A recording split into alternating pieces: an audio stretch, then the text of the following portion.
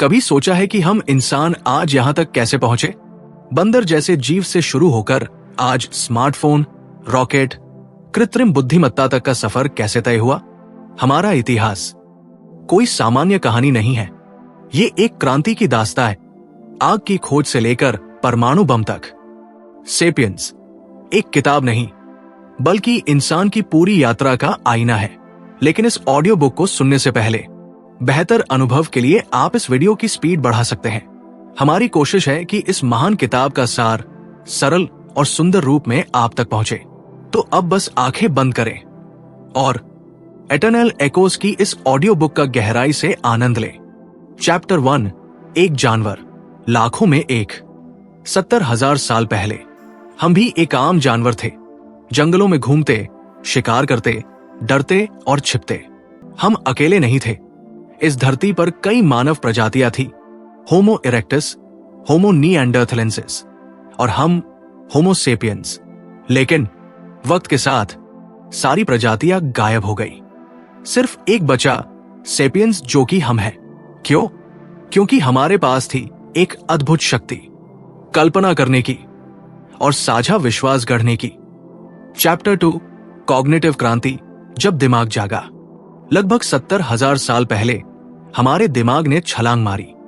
हमने सिर्फ देखना और बोलना नहीं सीखा, हमने कहानियां बनाना शुरू किया। ये कहानियां भगवान, आत्मा, जाति, पैसा, देश, ये सब कल्पनाओं पर आधारित सच्चाइयां हैं। युवाल हरारी कहते हैं कि इंसान जानवरों से इसलिए अलग है क्योंकि हम उन चीजों पर विश्वास कर सकते हैं जो असल में मौजूद नहीं है। यही शक्ति हमें मिलकर जीने और संगठित रूप से आगे बढ़ने में मदद करती है। चैप्टर 3, कृषि क्रांति, जब हम खेतों से बंध गए। लगभग 12,000 साल पहले हमने खेती करना शुरू किया। पहले हम शिकारी और घुमंतू थे, खुले जंगल, ताजी हवा और विविध भोजन। लेकिन अब हमने गेहूं, चावल, दाल उगाना शुरू किया और इसके साथ ही शुरू हुआ बसने और बसाने का युग। पर हरारी पूछते हैं कि क्या यह प्रोग्रेस थी या एक सुनहरा पिंजरा? खेती ने हमें स्थिर किया, लेकिन साथ ही असमानता, बीमारी और अत्यधिक परिश्रम की नींव भी रख दी। चैप्टर 4, मिथक और विश्वास, जो हमें जोड़ते हैं। आज आप जिस चीज को सच मानते हैं वो जरूरी नहीं कि प्राकृतिक हो। देश, धर्म, पैसा, मानवाधिकार, ये सब कल्पनाओं पर आधारित विश्वास है।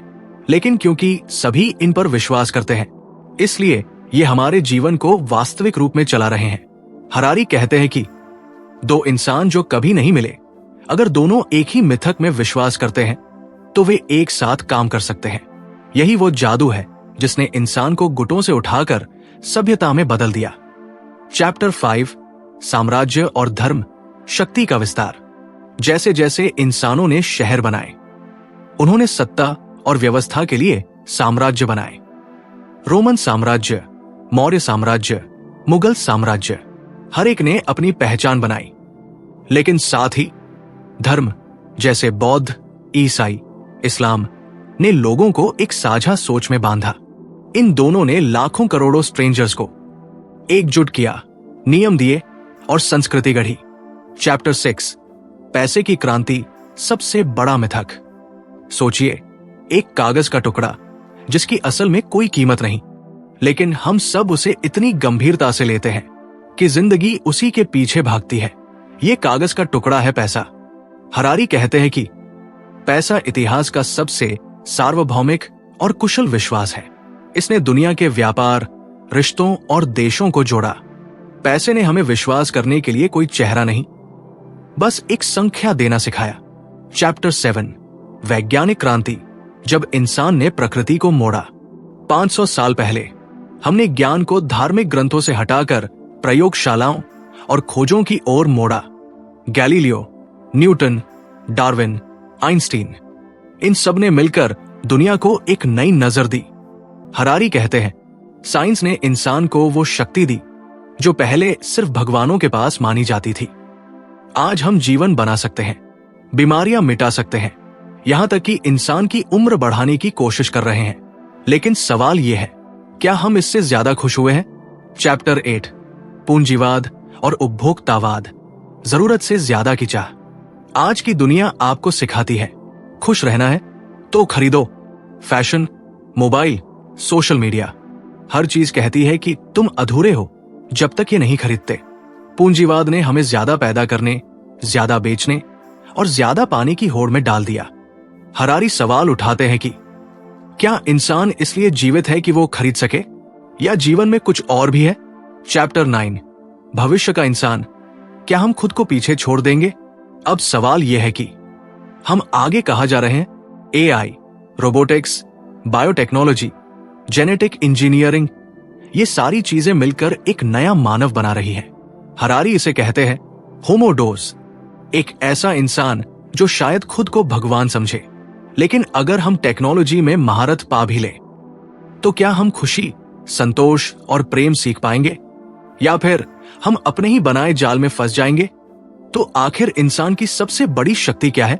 युवाल हरारी की किताब हमें यह सिखाती है कि इंसान की असली ताकत उसकी कहानी गढ़ने की क्षमता है।